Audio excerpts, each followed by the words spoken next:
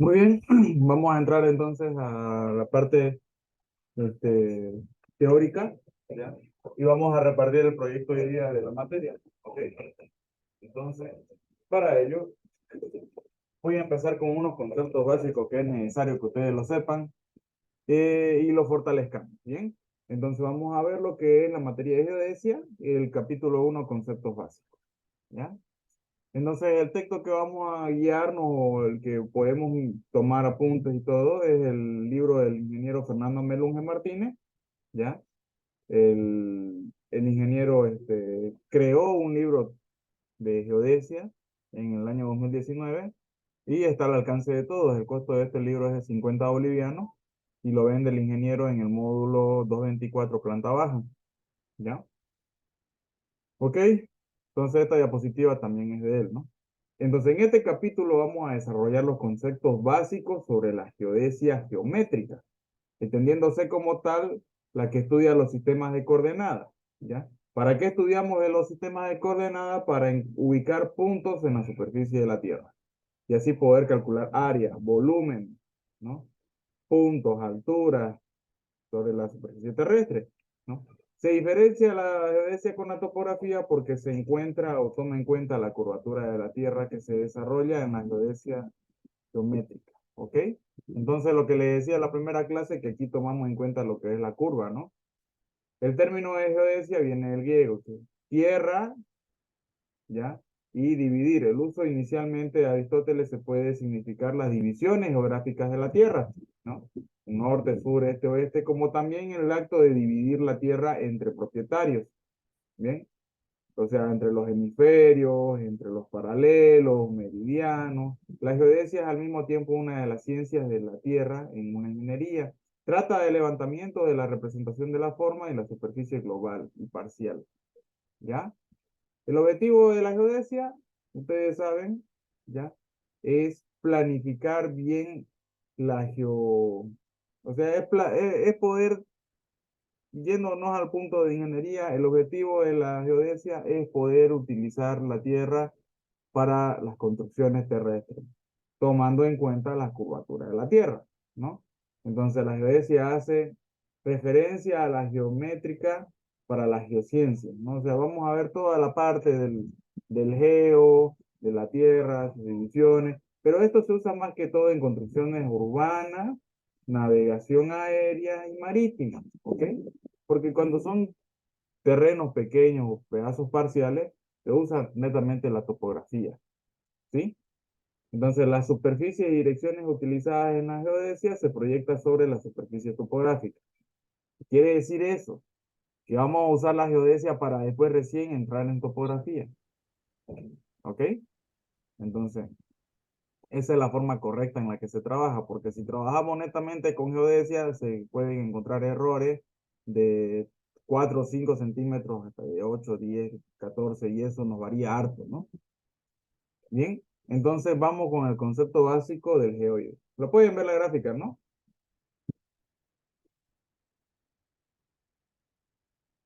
Jóvenes, Sí, sí, sí, sí. Sí, sí, se ve, se ve. aquí en la gráfica pueden ver de que todo este contorno que estoy siguiendo con el puntero es el geoide, o sea, la forma de la Tierra, ¿no? Y nosotros queremos encontrar un modelo matemático que se pueda adecuar a la forma de la Tierra. Cuando se trató con la esfera, se vio de que habían polos que estaban medio vacíos, o sea, esto que está en blanco, no podía abarcar esa ecuación de la esfera. ¿Y para qué necesito una ecuación? Para poder representar los puntos en la Tierra, ¿no? Entonces lo que se hizo fue, ya que la esfera, miren que está de azul, tiene un espacio muy grande, se lo adaptó a la elipse. La elipse se acerca más en los polos, aunque se distancia un poco más de estos lados, ¿no? Entonces, el geoide es la palabra griega que significa forma de la Tierra. Corresponde a la superficie equipotencial del campo de gravedad terrestre. Se toma como cota cero para el cálculo de las altitudes ortométricas. La materialización aproximada del geoide sería una superficie que envuelve la Tierra y resulta la prolongación de la superficie medida de los mares a través de los continentes, siendo normal a todas las líneas de fuerza de campo gravitacional. La determinación del geoide se convierte en sí en uno de los trabajos fundamentales de la geodesia. El geoide se lo determinó como lanzando satélites al exterior y midiendo así, determinando todo el contorno de la Tierra, como les expliqué en clase, ¿no? Entonces, la elipsoide en revolución, pueden ver aquí rojo, la elipsoide es una figura matemática que imita la forma real de la Tierra.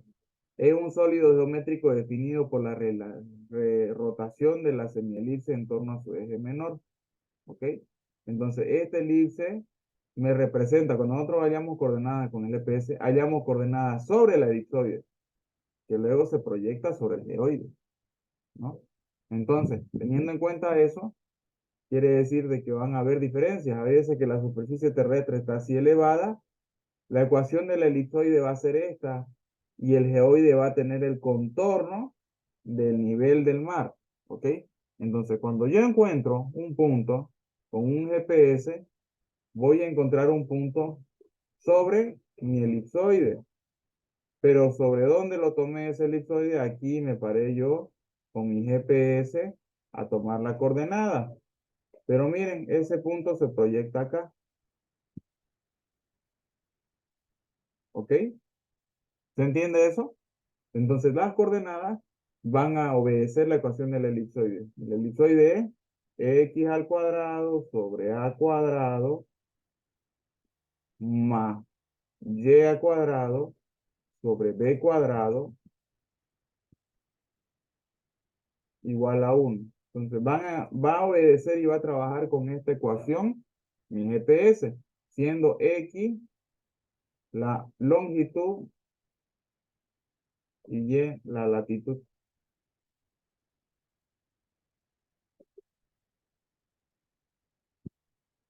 ¿Ok? Entonces vamos a trabajar de esa forma. Ahora, para corregir estos tipos de errores que se dan, vemos la superficie en lo que trabaja la geodesia, ¿ya? Entonces la geodesia va a trabajar sobre el geoide. O sea, vamos a hacer las tomas de coordenadas sobre el geoide. Bueno, sobre la superficie terrestre, mejor dicho, ¿no? La superficie terrestre llegaría a ser esta, toda esta superficie terrestre. Vamos a tomar las coordenadas sobre esa superficie, ¿ya? Cuando nosotros tomamos coordenadas sobre esa superficie, se va automáticamente a transferir la coordenada que yo tome aquí con el aparato de GPS, se va a transferir o va a ser la coordenada exactamente de la elipsoide. Pero aquí veo que hay o existe una variación, ¿verdad? Esa variación, esa altura, ¿ya? Es la distancia entre la geoide, entre la superficie terrestre y la elipsoide. ¿Sí?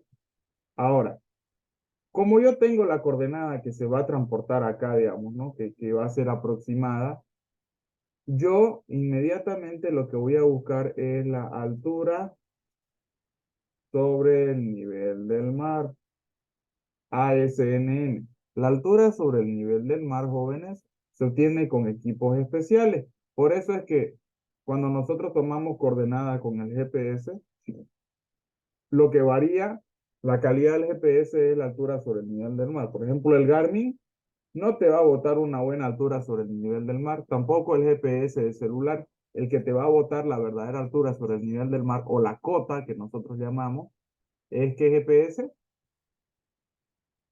Magallanes. Magallanes es uno y el otro es el GPS estacionario, ¿ya? Entonces, esos GPS van a tomarme las coordenadas como se debe, ¿ok? Entonces, existe también la superficie que nosotros vamos a trabajar sobre la superficie terrestre y vamos a ver que el geoide no es la superficie terrestre en sí, sino que el geoide es la prolongación de la altura sobre el nivel del mar. ¿Ok? El geoide es simplemente el nombre que le voy a poner a la Tierra, ¿no? Que va a representar su forma según los contornos que tenga. No quiere decir de que el geoide va a agarrar y va a tomar la forma exacta, así como es. No, el geoide simplemente me va a tomar la forma de los contornos. ¿Ok? Entonces, también existe lo que se llama la ondulación del geoide, ¿sí? La ondulación del geoide va a ser la diferencia entre el geoide, ¿ya?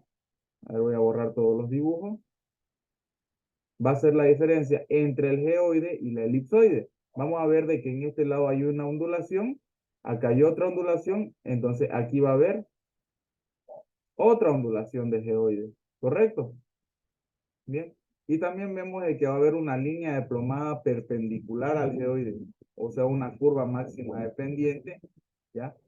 Que me va a dar o me va a tomar en cuenta que existe una inclinación o una deflexión vertical, ¿ya?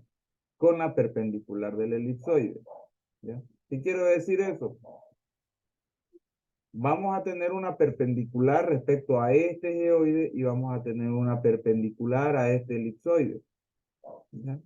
¿Qué me refiero con perpendicular? Vamos a volver a las imágenes anteriores, ¿ya? Cuando yo me refiero a perpendicular, quiere decir que forme un ángulo de 90 grados, ¿correcto? Entonces, si yo agarro y formo aquí, esta va a ser la perpendicular de la elipsoide, ¿ok? Pero según la forma del geoide, ¿sí?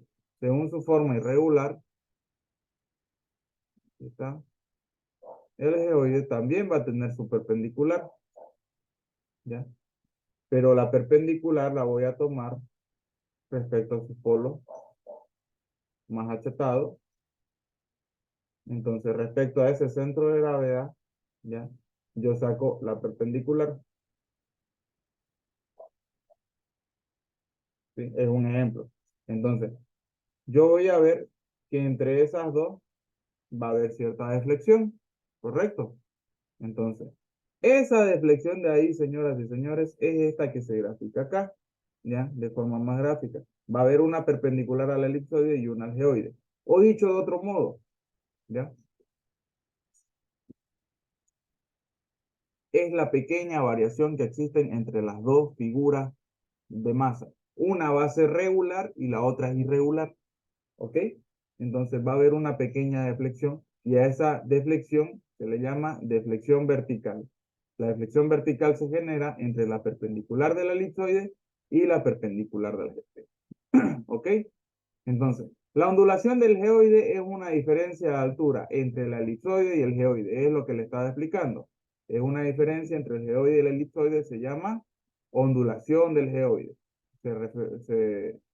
Se representa con la letra N. La cota ortométrica se define como la cota o distancia desde el punto considerado del geoide siguiendo la dirección de la línea de plomada. Es la cota utilizada para referencia sobre el nivel del mar medido. Cuando nosotros queremos referenciar el nivel del mar, usamos la cota ortométrica.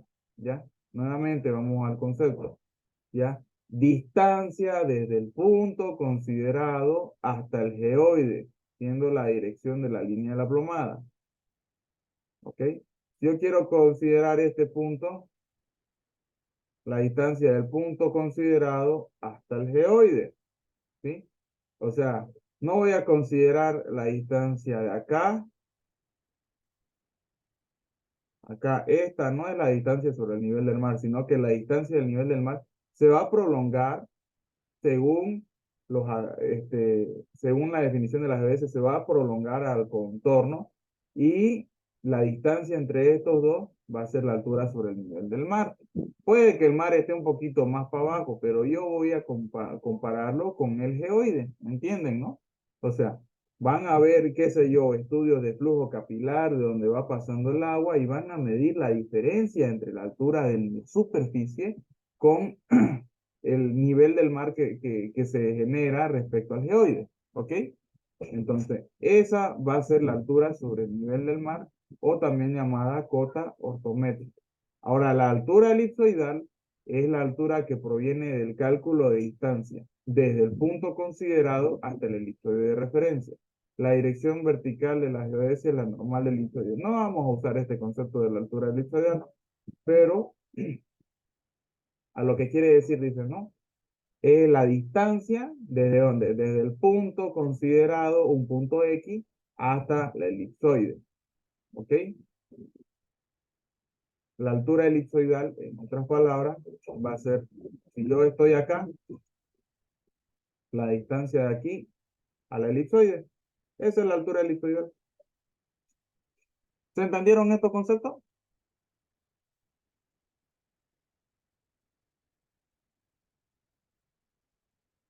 Sí, sí, sí. Señores, sí, sí, sí, ya. Vamos a pensar que sí. Luego estamos con la definición de los paralelos. Los paralelos, como les explicaba en clase, ¿no? Son aquellos que cortan de forma horizontal a la Tierra, ¿no? Entonces tenemos infinitos paralelos, ¿no? Porque mientras más zoom le hacemos a la Tierra, más paralelos van a haber y más meridianos. Entonces los paralelos centrales o los paralelos más conocidos son el círculo polar ártico, círculo polar antártico, trópico de Cáncer, trópico de Capricornio y la línea del Ecuador, ¿ya? Todos estos tres pertenecen a los paralelos sur y estos otros a los paralelos norte, ¿ya? Entonces, esos serían los trópicos y los paralelos. Ahora, respecto a los meridianos son 360, los máximos, ¿no? Y después hay meridianos más chicos. Los meridianos son cortes que se van dando de forma, este, como visto desde arriba, que yo empiece cortando con una, con un cuchillo, como cuando partís un limón en cuatro, se te va a ir partiendo así, de esta forma, ¿no? Entonces, si te das cuenta, empieza a achatarse aquí, empieza a hacerse más grueso aquí al medio y otra vez se empieza a achatar aquí en las puntas, ¿no? Los meridianos llegarán a ser líneas imaginarias, porque son tanto paralelos como meridianos, líneas imaginarias que se utilizan para ubicar puntos sobre la Tierra, ¿ya? Estas líneas imaginarias van a estar separadas cada grado alrededor de la Tierra y son 360 grados, entonces son 360 líneas, ¿ya?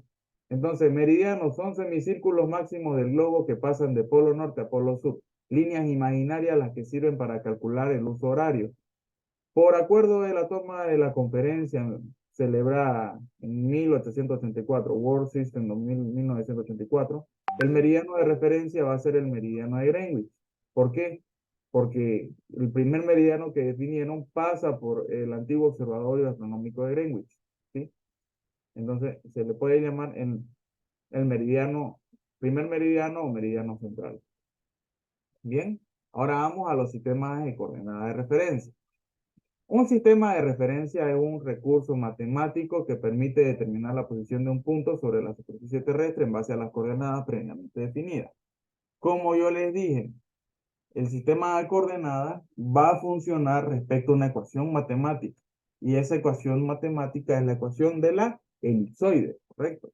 Todo sistema de coordenadas se basa en una matemática. No es que por ciencia o porque salen estos numeritos, no, todo es matemática.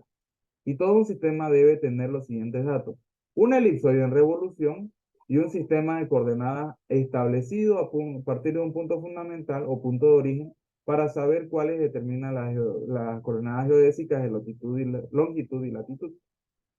¿Ya?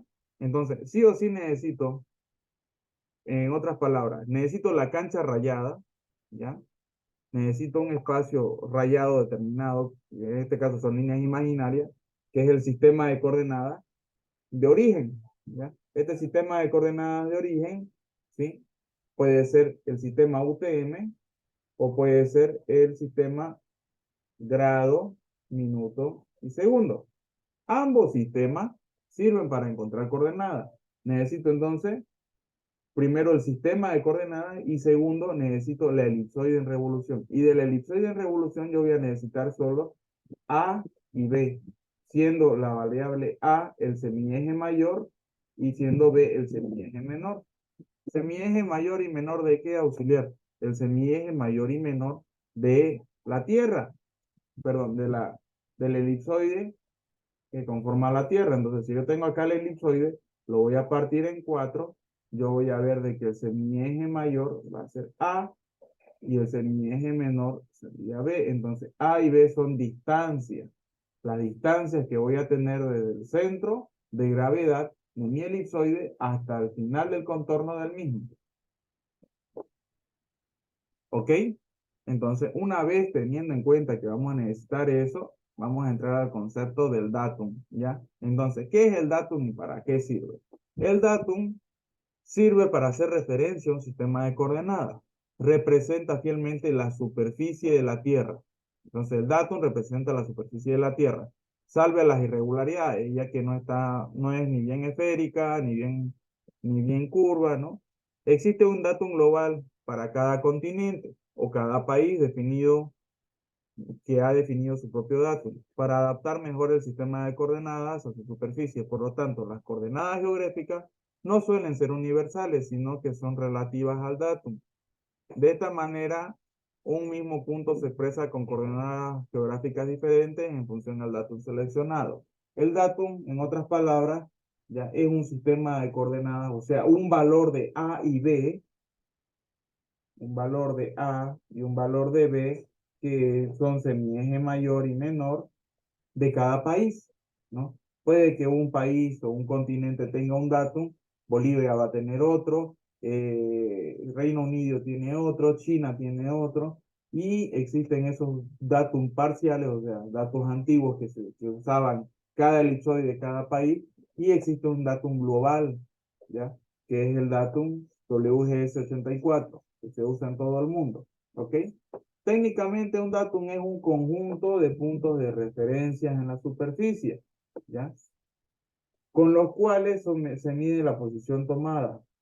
Y también se dice que es un modelo asociado a la forma de la Tierra para entender que se necesita que debemos conocer previamente dos conceptos, el geoide y la elipsoide. Bueno, en otras palabras es lo que yo les dije, ¿no? Es un sistema de referencia, con ese sistema vamos a tener un conjunto de puntos, ¿no? Y ese conjunto de puntos es el borde, es el contorno del elipsoide. ¿Ok? Entonces el sistema de coordenadas de referencia, por ejemplo, de aquí, de Bolivia o de América del Sur o Sudamérica, es el Provisional South American Datum de 1956. ¿Ya? Los datos geométricos que voy a usar es el aplanamiento o achatamiento, perdón, el aplanamiento es la inversa del achatamiento, ¿ya? Eje vertical del giro de la Tierra y semieje mayor y ecuatorial, ¿no? Entonces vamos a necesitar A y F, ¿ok? Entonces, existen diversos elipsoides. Como les dije, por ejemplo, aquí, Clark de 1880 tiene un semieje mayor, un valor de A, y un semieje menor, un valor de B. Y con A y B voy a tener el achatamiento, primera excentricidad y segunda excentricidad. ¿Y para qué me sirven estas excentricidades, achatamientos? Me sirven para poder realizar cálculos geodésicos de distancia entre puntos y coordenadas, ¿no? Encontrar coordenadas en sí, ver la distancia entre dos puntos, entre tres puntos, ¿ya? Entonces, cuando yo le diga, tome el datum internacional Hayford, estamos hablando del PSA B56. Yo le digo, tome el dato WGS84, estamos hablando del dato universal que se usa en toda la Tierra. ¿Ok? Siguiendo eso, quiero decir de que los datos son los valores que me permiten trabajar a mi GPS. ¿Ya? Toda esta lista está en el libro del ingeniero Melón. ¿Sí? Entonces, la elipsoide en revolución quiere decir de que yo agarro la elipsoide como un quinto, lo puedo agarrar en una mesa, le golpeo una esquina y este va a empezar a girar, ¿no?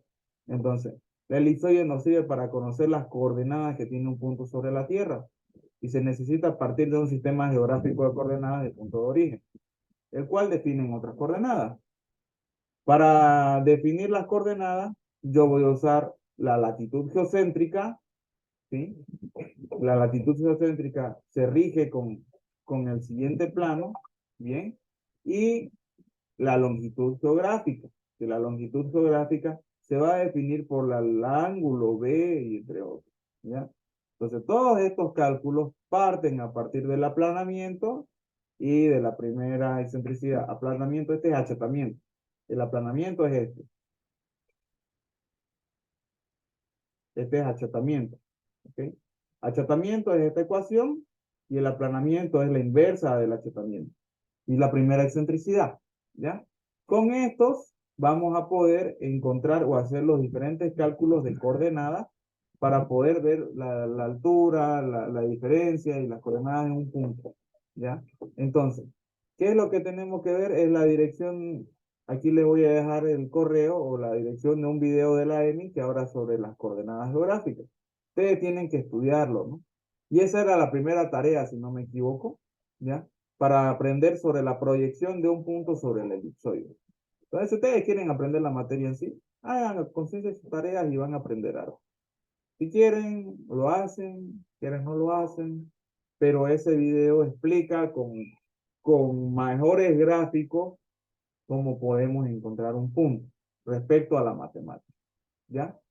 Entonces, la proyección de un punto sobre la Tierra del elipsoide, como pueden ver, la elipsoide va, o sea, yo voy a tomar en el punto P la coordenada y este se va a graficar sobre el punto H, ¿sí? Y ese punto H va a partir sobre el punto P', que pasa cerca del centro o el polo mediano. Entonces, es así como funciona esto, ¿ok? No es exacto, sino que son aproximaciones. Para encontrar entonces todos los elementos o las coordenadas del punto H, en este caso, puedo llamarlo también punto M, yo necesito las coordenadas planas rectangulares. R, este es el radio medio, si no me equivoco, no, este es el radio medio, está viendo las coordenadas n mayor, que es la normal mayor, la normal menor, por el seno de la latitud media, voy a poder encontrar las siguientes expresiones, ¿ya? Pero eso ahorita no nos vamos a meter toda esta parte matemática, ¿ya? Sobre el radio medio de curvatura, sobre todos estos cálculos, yo se las voy a economizar. O sea, les voy a evitar hacer todo este chorro montón de ecuaciones usando las planillas de Vincenti y Domingo Conde. ¿Ok? Entonces, eso sería para la primera parte, para no entrarnos tanto en esta parte de matemáticas, entender de que la geodesia es una ciencia que me va a ir tomando coordenadas o puntos aproximados y la distancia entre puntos va a tener en cuenta la longitud de la Tierra, la curvatura de la Tierra. ¿Ok? Entonces yo tengo que aprender a sacar primeramente las coordenadas cartesianas, que son primera excentricidad, la mitad de 1 sobre la primera excentricidad, ¿ya? Las tangentes de los ángulos para poder encontrar X, Y, Z. ¿Ok?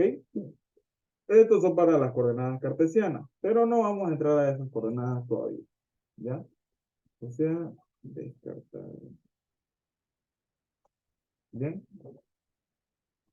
Entonces, una vez sabiendo eso, los conceptos básicos, longitud, latitud son líneas imaginarias donde puedo encontrar un punto en la Tierra, vámonos ya a su laboratorio número, perdón, a su proyecto de la materia, ¿ya? Para el proyecto de la materia vamos a usar esto. Estas planillas de aquí me van a ahorrar todo ese cálculo matemático que yo les acabo de mostrar. Miren aquí, si yo agarro y le doy mostrar, No se ve. ya, ahorita vamos a Vamos a compartir. sumar, vamos. Están en mi chat, ¿no? Ya. Estas planillas de acá, que me hablan de los datos, que me hablan de la gráfica, de los datos A, B, C. Si yo agarro, por ejemplo acá, esta es la planilla de Vicenti que me da las ecuaciones y todo. Si yo le doy mostrar, todos estos cálculos de aquí son los cálculos matemáticos que estaba mostrándole al comienzo en la diapositiva. Si quieren saber cuánto es F, bueno, es la inversa de esto, digamos, ¿no? Si quieren saber cuánto es la primera excentricidad, la ecuación matemática de eso, ya, sería E cuadrado igual a cuadrado menos B cuadrado sobre A cuadrado, y como dice solamente E y no dice B cuadrado, entonces sería la raíz de todo eso. Entonces, todas estas ecuaciones aquí desglosadas, punta a punta, ¿ya? Están acá, todos esos cálculos matemáticos. ¿Y de dónde salgan? ¿Cuáles son las fórmulas? Aquí las tengo las fórmulas. ¿Ya? Este formulario yo lo inventé, lo redacté hace tiempo. ¿Sí? Achatamiento, primera excentricidad, segunda excentricidad, normal mayor, menor convergencia de meridianos, radio medio curvatura, perdón, radio de curvatura de la meridiana, radio medio de curvatura, latitud geocéntrica, cálculo del elipsoide meridiano, cálculo del binomio de Newton, radio medio paralelo, radio medio, claro, pues radio medio paralelo, radio medio primo, S prima y trigonometría esférica, teorema de Legendre, todos esos cálculos de acá se calculan aquí. O sea, para estudiar geodesia tenés que hacer todo esto a mano y eso quizá lo llevó el ingeniero Carreño en su tiempo. Pero el ingeniero Amelunge desarrolló esta planilla, cosa que nosotros simplemente vamos a meter las coordenadas y ya sabemos cuánto es la distancia elipsoidal y ya sabemos cuánto es la convergencia de meridiano y ya sabemos todo, ¿ok? Entonces, yo no les voy a pedir que me calculen esto. Lo que sí les voy a pedir es que aprendan a calcularme, porque esto es un montón, que aprendan a calcularme los tres tipos de cálculos que hace esta planilla. La primera es el cálculo de los ángulos esféricos, del triángulo esférico. La segunda es el cálculo del exceso esférico por Legendre. Y la tercera es el cálculo de ángulos esféricos mediante la trigonometría esférica. Seguro el ingeniero Carreño les va a enseñar todo esto. Seguro sí, no sé, depende de él, de su materia. Pero nosotros nos vamos a enfocar a toda esta parte de acá, que ya es un resumen. Cómo se usa cada caso, para qué se aplica, ¿ya? Y cómo economizar el tiempo usando estas planillas, ¿ya? La anterior clase les había hablado sobre los triángulos esféricos. Los triángulos esféricos son métodos donde yo voy a ubicar tres puntos, ¿ya? Y voy a ir corrigiendo y encontrando los ángulos de estos triángulos, ¿ya? Para poder encontrar las distancias y hacer las correcciones correspondientes, ¿sí? Entonces, aquí están las reglas, todo esto. Entonces, las reglas de colecciones, de poligonales. Yo voy a enseñar toda esa parte de ahí, ¿ya? Vamos a aprender a usar esta planilla y vamos a poder ver distancia, ángulo, azimut, ¿ya? Convergencia de meridianos, qué son estos y para qué sirven, ¿ok? Y eso lo vamos a hacer a través de su proyecto. Entonces, la clase de hoy, ahorita a la continuación, vamos a ver y vamos a repartir cómo hacer su proyecto y vamos a explicar cómo hacer la ruta a casa que no les había explicado, ¿no? ¿Hasta ahí me entendieron? ¿Tienen alguna duda?